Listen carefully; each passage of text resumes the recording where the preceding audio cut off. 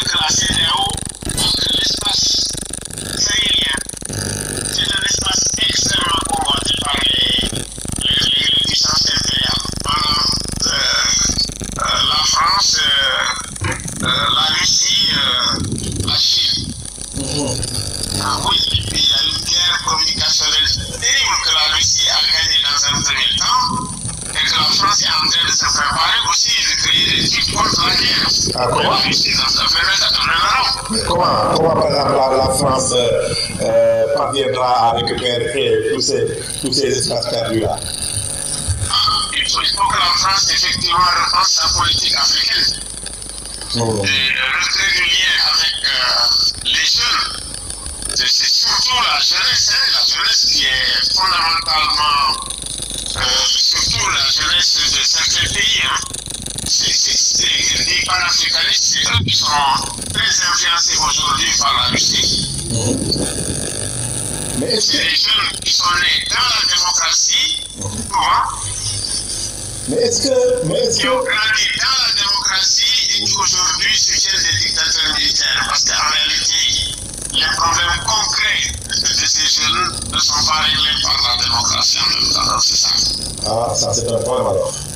C'est un très grand problème. Ça veut dire la crise démocratique dans laquelle on est extrêmement grave. Et aujourd'hui, si vous voulez, ce qu'on appelle la démocratie souveraine est vendue par la Russie, et ça marche bien, dans les pays de l'Afrique de l'Ouest. Avec le déclin de l'Occident et de l'influence de l'Occident en Afrique de l'Ouest, ça c'est le déclin de l'euro.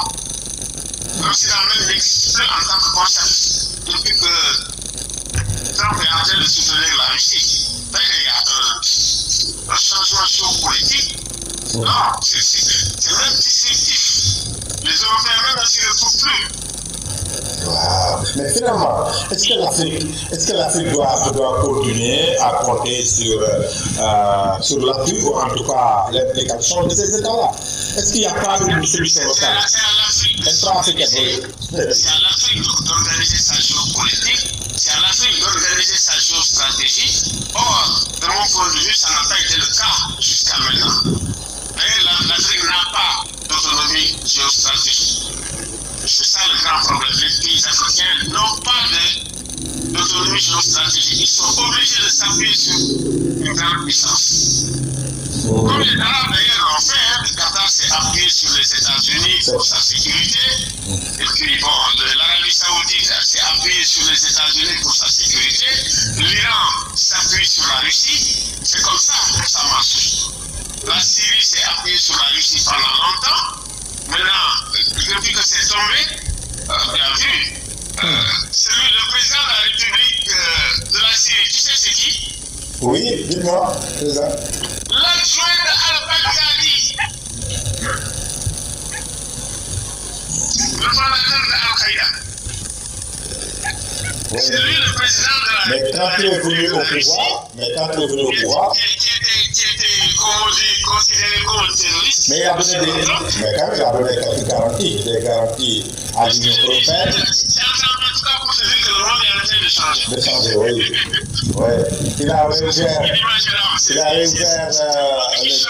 l'ambassade, en tout cas les locaux de l'Union européenne, et vraiment, je crois qu'il a donné des gages pour que les gens les laissent continuer à être au pouvoir, quoi. Je suis d'accord avec toi, Kaï, mais bon, je veux dire qu'il y a quelques temps, on ne l'aurait jamais pensé. Non, du tout. Mais ce qui se passe au Burkina, c'est vrai, avec quand même, bon, on peut comprendre ça à la limite, parce qu'il y a des forces qui viennent s'emparer de beaucoup d'espace au Burkina. Est-ce que ça ne peut pas justifier... L'échec des grandes puissances, surtout des Européens, face à la crise sécuritaire en Afrique de l'Ouest, bon, écoute, a créé cela. Les Européens, ils ne fournissaient pas d'armes létales, alors que ces gens en ont besoin. Maintenant, la Russie a fourni, et puis il y a, comme on dit, les gens de Wagner qui sont sur place. Donc, au Mali, ils sont sur place, ils sont en train quand même de renforcer l'armée malienne, surtout en matière d'armement.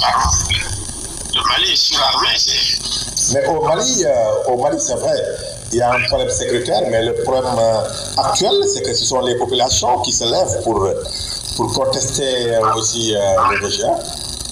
Non, le Mali, il est évident que quand tu veux mettre une dictature au Mali, qui est un pays quand même qui a connu la démocratie pendant longtemps, l'élite démocratique du Mali, ça date de longtemps. Hein? Ouais. Du temps de Moussa Traoré, qui était un dictateur très répressif, la plupart des Maliens étaient là. C'était des universitaires, les Ibrahim Ali, qui ont écrit Toile d'araignée. Voilà. Puis ils étaient là, les Maliens, enseignants à l'université de Dakar.